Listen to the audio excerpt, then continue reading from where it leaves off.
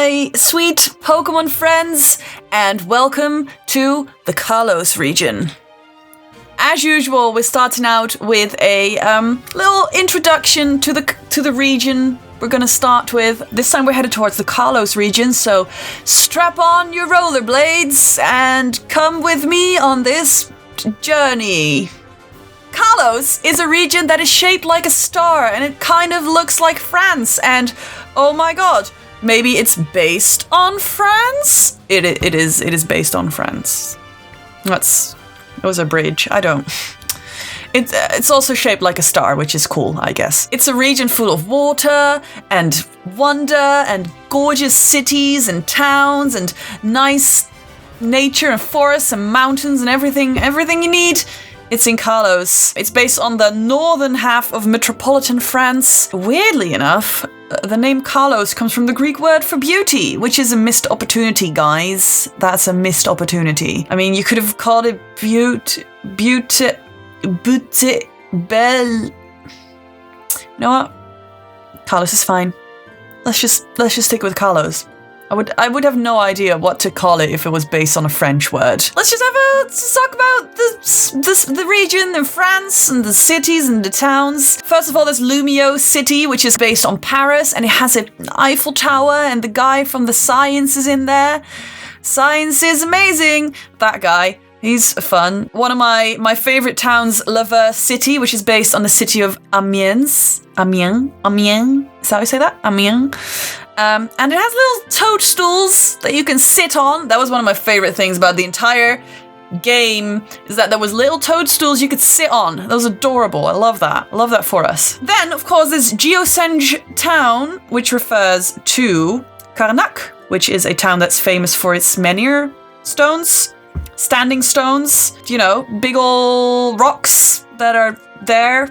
And there's other more places that are cool, like Route 6, which, in my opinion, is based on Montmartre, which is a zone where artists hang out because they're inspired by the zone, and they hang out and paint there. Although I could never find anything about it being based on that before, so maybe I've made a revelation. I don't know. Also, Battle Chateau is there, which is a huge mansion. And chateau is a French word. So, I know a lot of people don't really like the X and Y games, and the region is a bit shit, apparently, not enough new Pokemon, which is true, because when I was doing my research for the, which Pokemon I'm going to put in which episode, obviously it's going to go in order of number, but you know what I mean. There's so little of them. There's just not a lot. So this is going to be a short season, but at least it's a season. Am I right, guys? Hello. It's been a year. But honestly, the first time I opened up Pokemon X, which is the one I got, I cried a little bit. I cried a little bit because that was like, I love the 3D aspect. Well, it was all so Pokemon and so happy, and it made me happy, even though there's a lot of war in this game. Let's talk about that later. Let's just talk about Mr. Augustine Sycamore, who is the professor of the land. He specializes in Mega Evolution and Pokemon changes, and he's yet another grown-ass man who lets children do his work for him, because he's lazy, and he doesn't want to do shit, and he doesn't pay them. Some of these professors, they are the worst. They're the worst men. Professor Juniper was great. Love her. I miss Juniper. Whatever happened to her? Probably still in her lab looking at whatever she researches, I don't remember. There's not much information on this guy. He seemed to have learned a lot from Professor Rowan, who was the professor of Sinnoh, who specializes in regular old boring evolution for boring people. His name, Sycamore, comes from, the sycamore tree. And his first name, Augustine, I guess, might come from the Augustine Henry, which is a type of sycamore or plane tree, as other people know them, or in Dutch we call it a plataan. Sorry. That just made me laugh. That was really stupid. That's all I could find about Augustine Sycamore. So that's enough of you, Augustine Sycamore. So Kalos itself, as a region, has a lot of history. There was a war that happened 3,000 years ago, the Kalos War. Not 3,000 years ago, 3,000 years prior to the game. We don't know when the game takes place, but it was 3,000 years before that, the Kalos War took place. And in this war, the ultimate weapon was created underneath Geosenge Town. And the guy, AZ is apparently his name. He made that. He's a pretty big guy. He's a huge giant man with a tiny Pokemon. Also fun. Actually, he was given eternal life because he created this ultimate weapon. Just granted eternal life. Who gave that to him? Who gave him the power? Who did that? I don't know who gave him that, but you know what? It's Pokemon, so does it matter? No, doesn't matter, does it? And then 2,200 years later, Eiffel Tower and Xerneas did some weird thing with energy, releasing it or containing it, something like that. I guess I'll discuss that on the episode about Xerneas and Eiffel Tower. Get ready. They did this energy stuff throughout the region. Then they went back to sleep, just having a little nap, having a chill-ass time, and then me, shows up to capture it inside of a ball. This is very sad.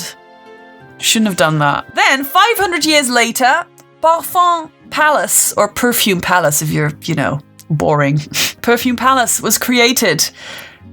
Or not created, it was built. That's what happens with buildings. You don't create them, you build them. It was built after a war with the neighboring regions, and I don't know, this place seems to really enjoy war. There's just a lot of war in these games, and I don't know why. There's so much war and sadness. I mean, not that much, and we don't experience any of it, but there was a lot of it. I don't remember war being such a prominent topic in other games, but maybe that's just me. Also, let's go back a second. Other regions. What are the neighboring regions of Kalos? I don't know. It doesn't say what regions they are. I'd like to know which regions border Kalos. We don't know about them, which is weird because it seems easy enough to go from one region to another region unless it's like North Korea. Let's not go there. We don't know these regions, and I got to know about these regions. Where's the regions at? Tell me about the regions. Also, Perfume Palace is now a museum. And it charges you 1,000 monies to enter. That's a lot of money. That's not what a museum should cost. And there's not a lot in there. Just some paintings and a bed, the king's bed, that you can sleep in, which is weird. But we all know that Pokemon has a weird obsession with sleeping, or lying at least, in other people's beds. They should try and change that. It's a bit weird. But there is a man, he's like the maintenance man or something. He justifies the high fees. He says it's because the proceeds are used to maintain the museum, probably. Thanks for clarifying that, Mr. Housekeeper man. Anyway, this place, the Perfume Palace, is a beautiful regal mansion. It's huge, and I kind of like it, even though it's a lot of money to go in there. Isn't there a fireworks show as well?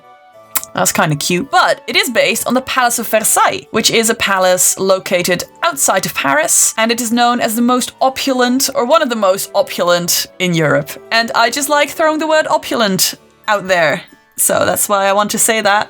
Opulence. Anyway, that's pretty much most of the history I could find on Kalos. I mean, like the main line. There's more history, but we can't do a video that's like extremely long because you'll get bored. Maybe you're already bored of me. I don't know. Kalos does have a lot to offer in my opinion. I like Kalos. I like the X and Y games. I think they are pretty. You can plant berries, which is not new, but there's a whole ass berry garden. I love that. I really like the way the gyms look in these games, especially the one in Coumarine City, which is a giant tree with big boy Ramos in there, who has a beard that's made out of his face skin. And he needs to get that looked at because that doesn't seem right. Also, Valerie from Lever City Gym is a terrifying creature. It's like a human alien mashed into one. She scares me, but she could step on me if she wanted to. I'm just throwing it out there. Also, don't forget about Grant, the rock climbing gym man who has actual rocks inside of his hair. Does he grow rocks from his hair? Does he put his rocks in his hair gently every single morning. I don't know, but he's rocking it. This game has spooky elevator girls. It has spooky mansions. There is a Pokemon that's just a keychain. Oh my god, it's so original. I love that. And a pumpkin? It's just amazing, isn't it? It's just, we've been blessed by such original Pokemon that are actually really cool and you should stop hating on. And then there's one last thing that I cannot forget about. In the X and Y games, the dowsing machine is one of the best mechanics ever. I love it. It's not as good as the ones in Omega Ruby and Alpha Sapphire because that's a little... that little thing, very cute. But the dowsing machine? It's amazing. I love that about the games. And don't forget about Pokemon and Me, where you get to feed your little Pokemon, play games with it, hug it, poke its face. So cute. I could go on forever about these games. I don't know why a lot of people don't like them. You're wrong. Kalos is wonderful and you cannot convince me otherwise. I cannot wait to embark on the journey of Kalos with you guys. So strap on your rollerblades. Once again, I think I already made this joke, but I don't remember. Strap them on, or put them on. I don't know what you do with them. And come to Kalos with me. I can't wait. I hope you're excited. Because I'm excited. Beep. Booped myself. And the first episode is going to be just about the Chespin line. Because... all the starters deserve their own little episode. That's how I feel. So that's what's going to happen now. I hope you're ready. So thank you so much for watching. You'll see me again very soon. And have a lovely day. Or week. Or year. Let's not say year. Let's say week. Let's say week. Goodbye. Love you.